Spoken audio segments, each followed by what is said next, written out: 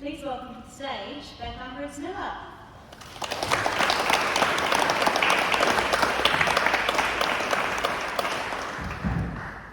Hello everyone. So my name is Bethan Briggs Miller and I'm one of the hosts of Area 6 podcast.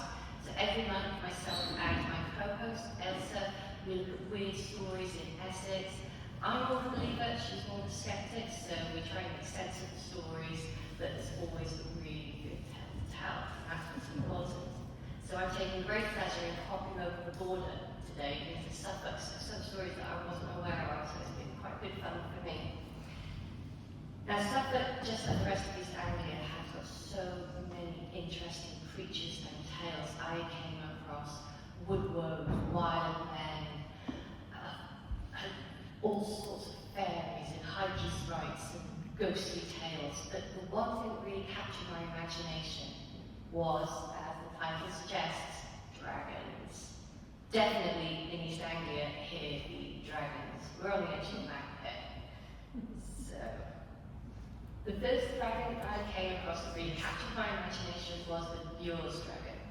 Now this was recorded in 1405 by a local monk, and it has been told so many times, there's so many different variations, that the main parts of the story are thus. There was a huge beast with a crested head, serrated teeth, and a long tail, and it terrorized the local village and the surrounding areas, breathing fire and killing livestock, including on one occasion a shepherd. Now some tried to kill it and they found that they couldn't get near it, let alone even make a mark upon it. So more men were summoned from across the country, and enough of them managed to get together that they actually managed to make the creature flee. We get into where it fled to next. But one of the variations of the story which I particularly like is the celebration that happened afterwards.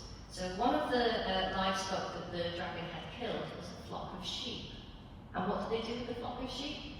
They took them to the pub and enjoyed dragon roasted lamb. Which I really hope the local pub that's still there has cashed in on that and has that on the specials. If not, then this is the trick.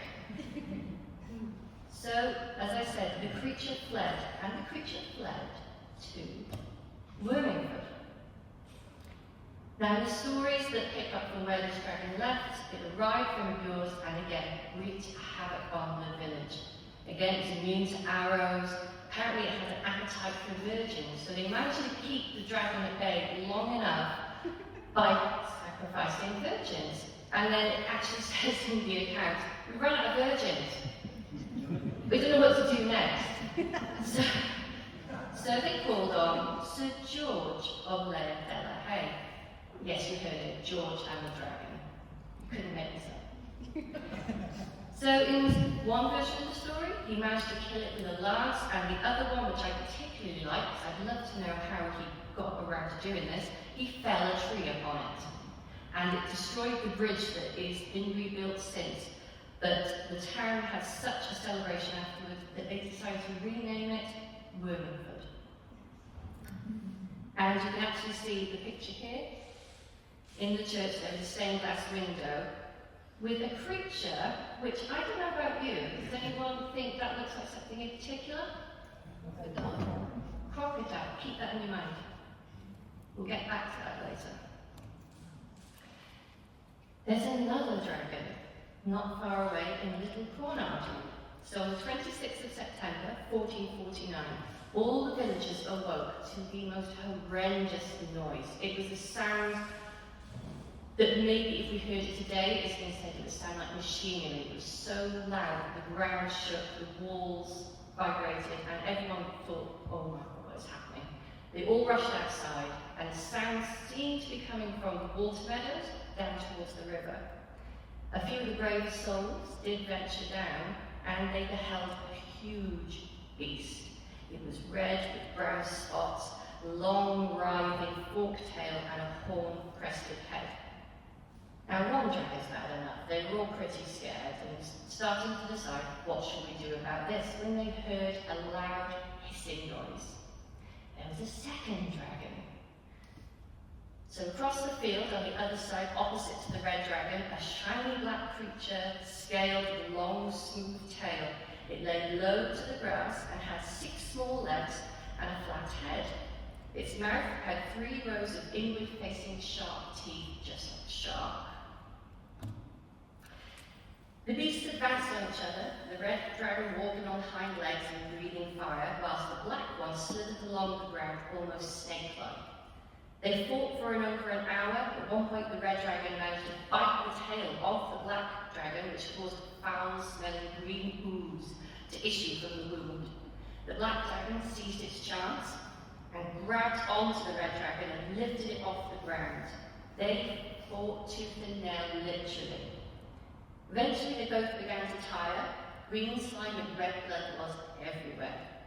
The field in which they did fight is actually now called the Blood Meadow, not the Water Meadow. So they retreated, the Suffolk Black Dragon to Kedlington Hill and Essex Red to Ballington Hill. And that's where they went and stayed. Now we're actually going to hop across the border for this one back into Essex, so do excuse me, this is a good one. I think you'll enjoy this one. So this isn't your typical dragon, this one. This is a basilisk. Now basilisks are creatures which are said to have been hatched from an egg that has been sitting beneath a toad, and it wasn't an egg from a hen, it would be an egg that was laid by a cockerel. So all that looked into its eyes would die.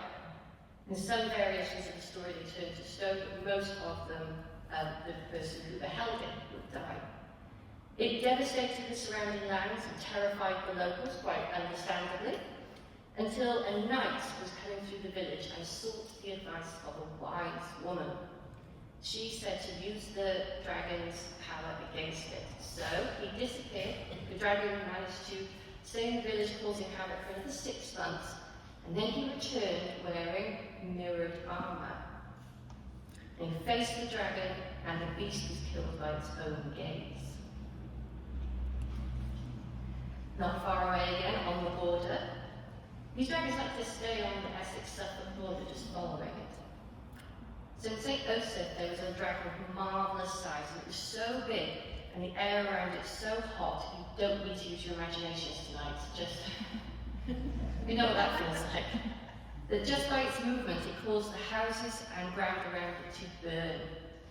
It was said to have its lair in a cave beneath the priory, and probably comes about because the priory has an archway and a lot of its carvings depict St. Michael against the dragon. This story is sort of lost a bit because St. Osoph has other tales of it. There is the St. Osoph Priory. It's very hard to say when you've got a list. Just call it the Priory from now on. There was a nun from the Priory who was actually St. Osoph herself. She was beheaded and, just like most of these tales of saints, picked up her head and carried it back to the Priory. And there's also, has anyone heard of the cage at St. Osoph? It's actually for sale now on Rightmove. About 250,000? Very For an immensely haunted building. So this house would have had the people waiting for the witch trials. So when they'd been discovered, they were put in the cage. And the stories that have come out of it sort of overshadowed this one a bit. But if you want to know more about it, you can ask me afterwards. Or we did an episode up on Erie, Essex, and it's quite frightening. So they didn't just stay along the border. If you go towards the coast, you have got water dragons. So in the sea between Orford and Southwold, there was actually a fishing boat that was attacked by a creature that had been caught in the nets. It was described as 1.2 metres long, had 2 legs with cloven feet.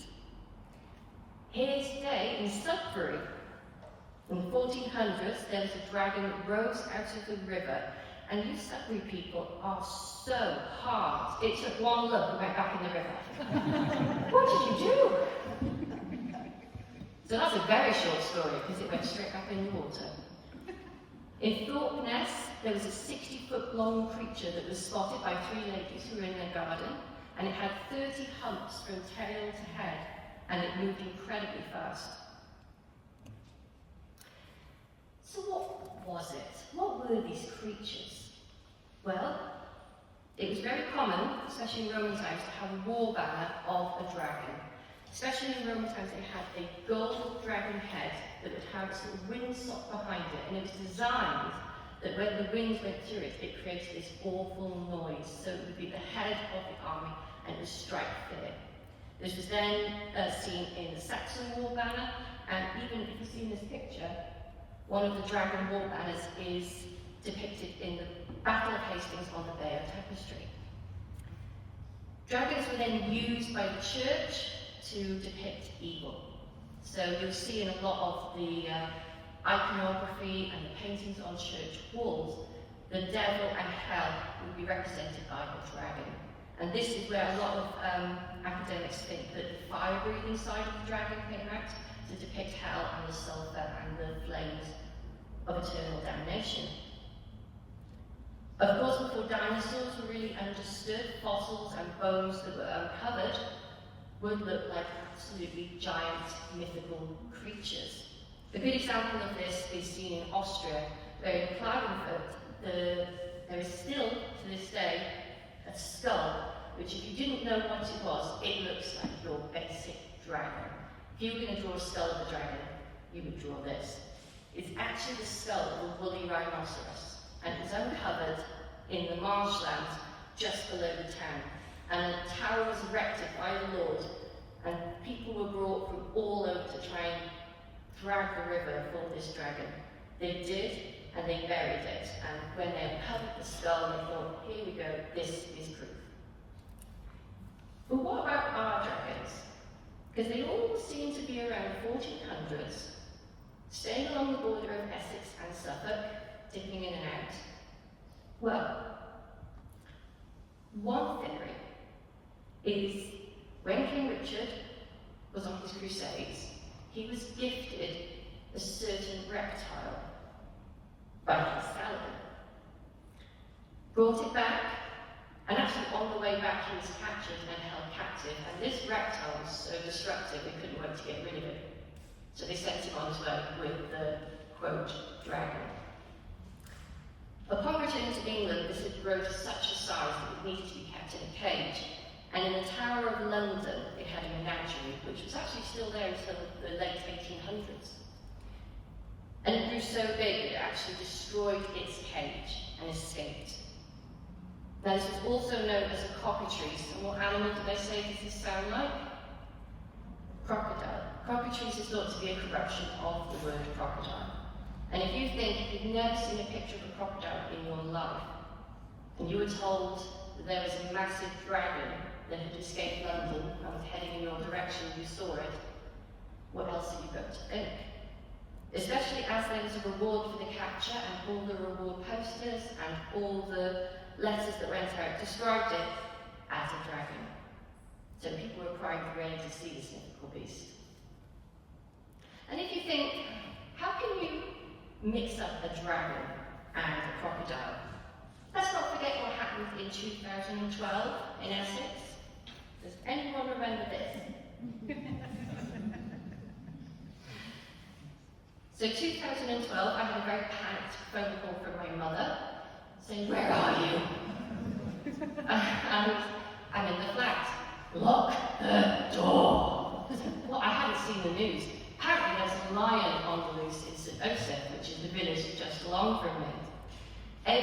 The whole village and all the surrounding area was up in arms. There was helicopters going overhead, there was trained marksmen. This was the only picture that was sent out, and without any sort of idea on scale, you think, oh my God, what is that? We do have Colchester Zoo, there is a circus in town that has animals. They did eventually find the beast. I don't know if you're ready to see it. It's terrifying. Meet Teddy, the Maine Coon. So, maybe it was the crocodile, maybe there were creatures, something from another dimension that now and again would come and scare the locals. We won't know. But it's still a good story to tell them.